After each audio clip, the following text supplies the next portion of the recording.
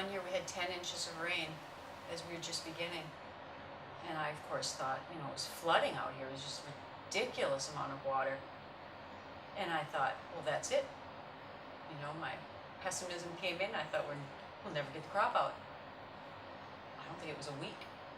We were back in full-fledged. It just shut off and the sun came out and, oh, okay. But every year is so different because of the weather that, you feel the fall coming on when the locusts come and that first north air hits, and you can hear the corn, so there's that, but yet it's just, I don't know. I just don't think about it that way, I guess. I don't know if I fully understand the question, I'm sorry. Well, let's see. So you have harvest from early September, a lot of Well, times. mid-September. We'll start doing corn silage. That's very early for people with livestock. Everybody else would be maybe pushing late or October 1.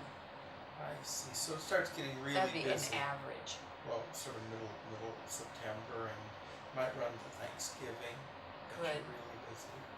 And then what's that winter like? I mean, is it just sort of maintenance? Yeah, winter is probably in that way more routine, more quiet.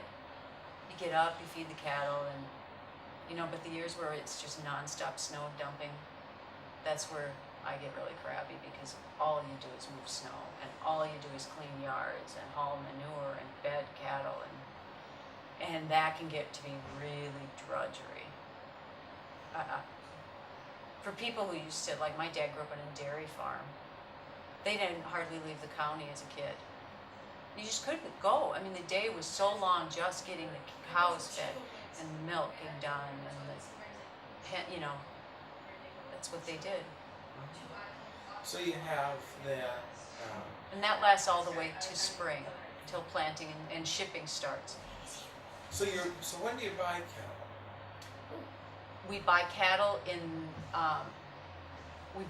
the fall, so they'll come in usually when harvest is starting. That's a crazy time of year. Oh, so you get the cattle in and the harvest Cattle are starts coming in, same and the time. harvest is usually full blown, and then we're vaccinating when we're not harvesting, and we're getting everybody settled, and then in the spring, about the time planting starts, we're shipping those cattle. And what kind of dates? What are the dates for that? We'll start shipping cattle early April, mid-April,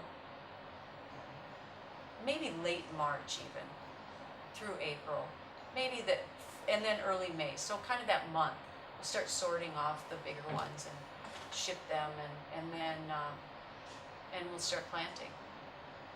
And planting runs what kind of dates? Corn, April. You ideally want it all in April, because once May 1 hits, people get excited because that your productivity is you're gonna lose so much every day after May 1. That you're just gonna lose bushel capacity, potential.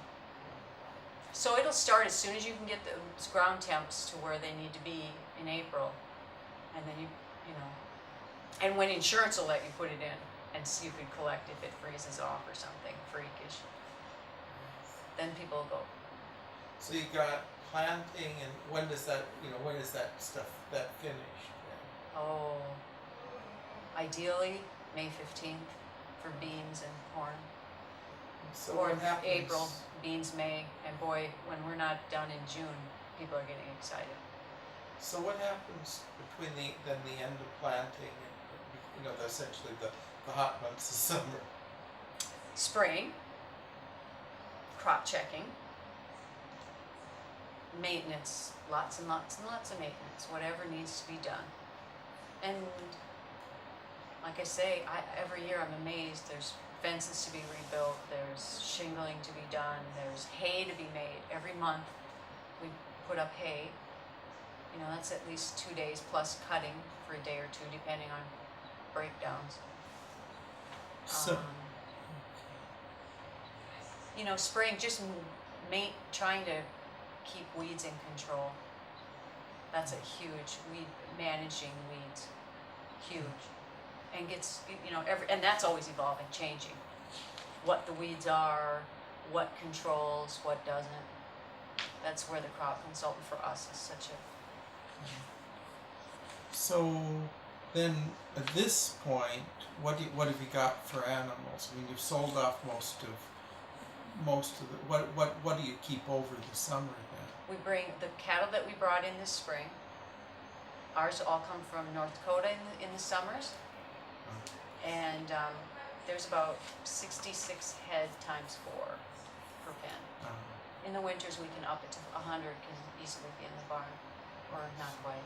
So you've 100 got a pen, so 400. you've got animals that come in the spring, and then when do they They'll leave? leave right before the new ones come, September. Oh, so you've got a short-term animal season and then a long-term. These are yearlings that we bring in the spring. They're larger. They've been backgrounded for a little while, maybe on a pasture or something. The calves that we get in the fall from the ranches in Montana, they're babes. They're little 300 and 400 pound calves. They come in and they're just weaned, called weaned calves.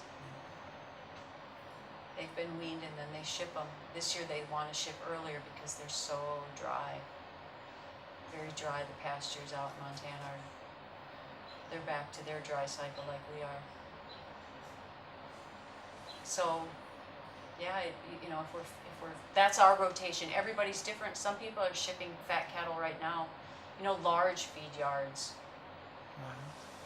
are always shipping. They're just always bringing in new, but we have a 2-cycle deal. Nice. It gives you a year you can kind of count on.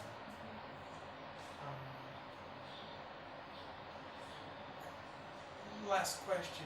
I hear a lot of sad stuff about agriculture out here. Various kinds of sad stories.